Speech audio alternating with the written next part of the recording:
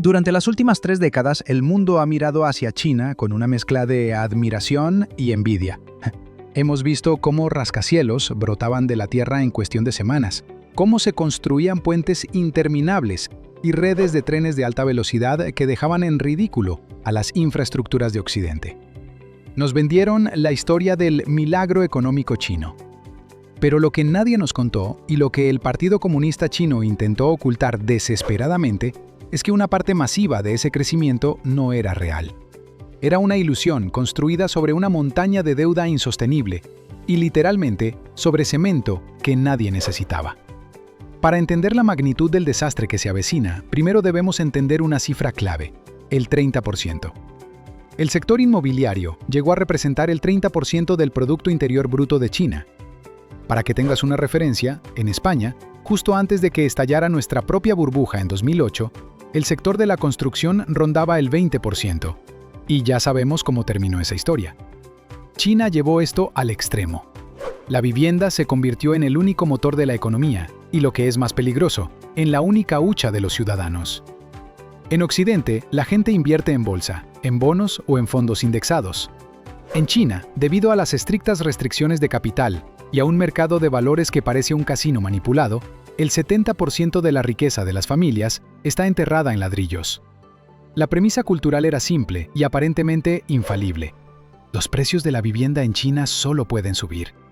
Los padres compraban apartamentos para sus hijos varones, porque sin una casa es imposible casarse en la sociedad china moderna. La gente compraba un segundo, un tercer e incluso un cuarto apartamento, no para alquilarlos, sino simplemente para dejarlos vacíos esperando que se revalorizaran.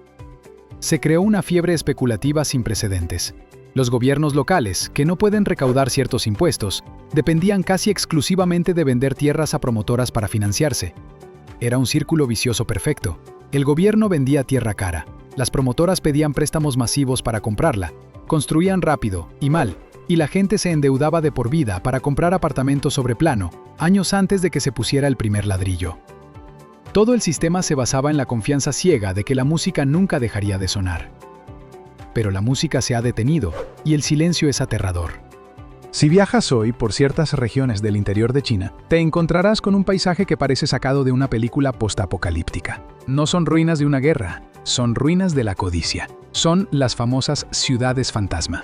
Imagina conducir durante kilómetros y ver bosques de torres residenciales de 30 pisos, completamente terminadas, con sus ventanas brillantes y sus fachadas pintadas, pero donde no vive absolutamente nadie. Hay avenidas de 6 carriles por las que no pasan coches, centros comerciales gigantescos llenos de polvo y estadios deportivos que nunca han escuchado un aplauso. Se estima que en China hay suficientes viviendas vacías para alojar a toda la población de Francia, Alemania, Italia, el Reino Unido y Canadá juntos. Estamos hablando de más de 65 millones de apartamentos vacíos. ¿Cómo es posible construir tanto sin tener compradores reales viviendo allí? Aquí es donde entra el modelo de negocio de gigantes como Evergrande o Country Garden, que funcionaba, a todos los efectos, como un esquema Ponzi legalizado. El truco consistía en la preventa. Las promotoras cobraban el 100% del precio del apartamento al cliente antes incluso de empezar a construir. Pero en lugar de usar ese dinero para levantar ese edificio, cogían el efectivo y lo usaban para comprar más terrenos y pagar las deudas de los proyectos anteriores. Era una huida hacia adelante constante. Necesitaban vender los proyectos de mañana para pagar los agujeros de ayer. Mientras el crédito fluía y la gente seguía comprando, el esquema se mantenía en pie. Evergrande se convirtió en la inmobiliaria más endeudada del mundo, con un pasivo de más de $300.000 millones. Para ponerlo en perspectiva, esa deuda es superior al PIB de países enteros como Finlandia o Chile. Sus ejecutivos vivían como emperadores, comprando equipos de fútbol y coches eléctricos, mientras los cimientos de su imperio se pudrían. Pero lo más trágico no son los edificios vacíos, sino las millones de familias que pagaron sus ahorros de toda una vida por casas que nunca se construirán. Se quedaron atrapados en el medio, pagando hipotecas por agujeros en el suelo, viendo cómo sus sueños y su seguridad financiera se evaporaban para financiar la fiesta de unos pocos. Y cuando la realidad golpeó, lo hizo con la fuerza de un tsunami. ¿Tú pagarías una hipoteca por un agujero en el suelo? Déjame tu opinión en los comentarios. Y no te vayas, porque ahora vamos a ver el error fatal.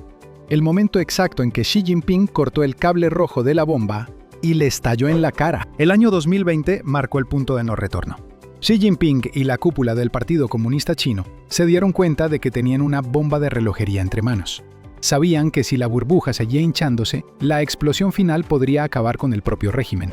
Así que decidieron pincharla a ellos mismos, de forma controlada, o al menos eso creían. Introdujeron una política conocida como las 3 líneas rojas. Básicamente eran normas estrictas que prohibían a las inmobiliarias seguir endeudándose si no cumplían con ciertos ratios de salud financiera. Fue como cerrar el grifo de golpe a un adicto que llevaba décadas consumiendo crédito barato. De la noche a la mañana, el modelo de negocio de Evergrande y compañía se volvió inviable. Ya no podían pedir prestado para pagar las deudas viejas. La liquidez se secó. Y entonces llegó el primer impago. Evergrande no pudo pagar los intereses de sus bonos internacionales. El pánico se apoderó de los mercados. Los bonos de la compañía, que antes se consideraban seguros, pasaron a valer centavos. Las obras se paralizaron en todo el país. Grúas inmóviles y trabajadores yéndose a casa sin cobrar se convirtieron en la estampa habitual. Lo que siguió fue un estallido social raro vez visto en una dictadura tan controlada. Vimos imágenes insólitas. Compradores de viviendas protestando frente a las sedes de Evergrande, amenazando con suicidarse si no les devolvían su dinero. Proveedores, desde arquitectos hasta fabricantes de cemento, quebraron porque las promotoras les pagaban con pagarés sin valor en lugar de dinero real. La crisis de confianza fue total. Nadie quería comprar una casa sobre plano por miedo a que nunca se terminara, y sin ventas, las promotoras no tenían dinero para terminar las que ya habían empezado.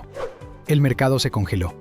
Los precios de la vivienda, que nunca podían bajar, empezaron a caer. Y cuando el precio del activo principal de la gente cae, se produce un efecto psicológico devastador, el efecto riqueza negativo. Los chinos se sintieron de repente mucho más pobres y cerraron sus carteras. El consumo se desplomó, arrastrando consigo a toda la economía. Pero el problema no se queda en unos cuantos edificios sin terminar. Lo que estamos viendo ahora es el temido efecto contagio hacia el sistema bancario. Pensadlo un momento. Si las promotoras no pagan a los bancos y la gente deja de pagar sus hipotecas por casas que no existen, ¿quién se come las pérdidas?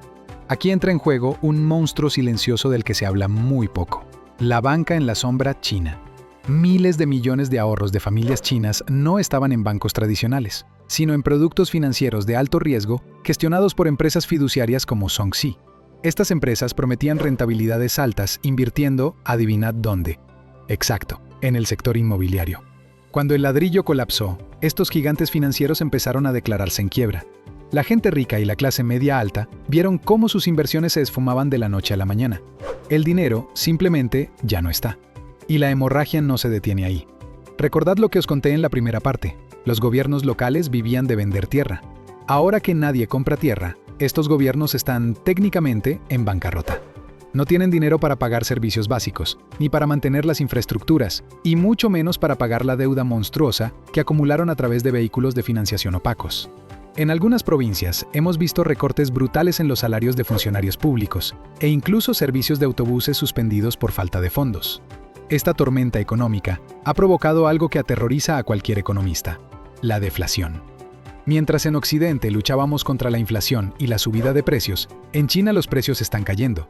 Y no, eso no es una buena noticia. Es el síntoma de una economía enferma, donde nadie quiere gastar, y las empresas tienen que tirar los precios para sobrevivir, lo que lleva a menos beneficios, despidos y menos consumo. Es la espiral de la muerte que paralizó a Japón durante su década perdida en los 90, pero a una escala mucho mayor. Pero las víctimas más visibles de este desastre son los jóvenes.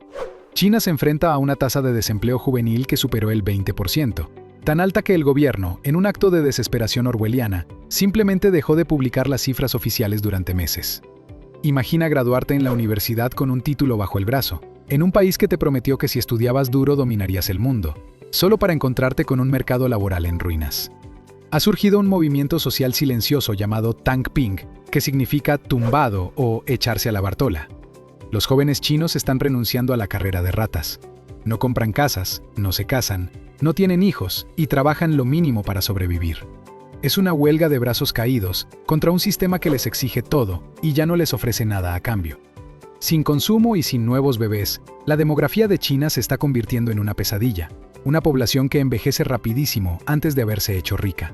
El motor de la fábrica del mundo se está gripando. Entonces, ¿qué nos depara el futuro? ¿Veremos un colapso repentino al estilo de la Unión Soviética, con banderas arriadas y el sistema desmoronándose de la noche a la mañana? Probablemente no. Lo que estamos presenciando es algo quizás más doloroso, una agonía lenta. Es lo que los economistas llaman una zombificación de la economía. El gobierno chino, en lugar de dejar caer a los bancos y empresas insolventes, los mantiene con vida artificialmente, inyectando el mínimo capital necesario para que respiren, pero sin capacidad para crecer o innovar. Es un camino hacia el estancamiento, hacia décadas perdidas. Pero aquí es donde la historia nos afecta a todos nosotros. Vivamos donde vivamos. Xi Jinping ha decidido que no va a volver a inflar la burbuja inmobiliaria. En su lugar, ha apostado todo a un nuevo caballo: la manufactura de alta tecnología. Coches eléctricos, baterías, paneles solares y microchips. El plan de Pekín es simple. Si los chinos ya no pueden comprar cosas porque están arruinados por la crisis inmobiliaria, entonces China fabricará cosas para vendérnoslas a nosotros. Están construyendo fábricas como locos, subsidiadas por el Estado, para inundar el mercado global con productos baratos. Esto está a punto de desatar una guerra comercial brutal. Europa y Estados Unidos ya están levantando barreras y aranceles. No van a permitir que China destruya sus industrias locales exportando su deflación. El mundo se está fragmentando. La época de la globalización feliz, donde China era la fábrica barata del mundo y todos ganaban, se ha terminado.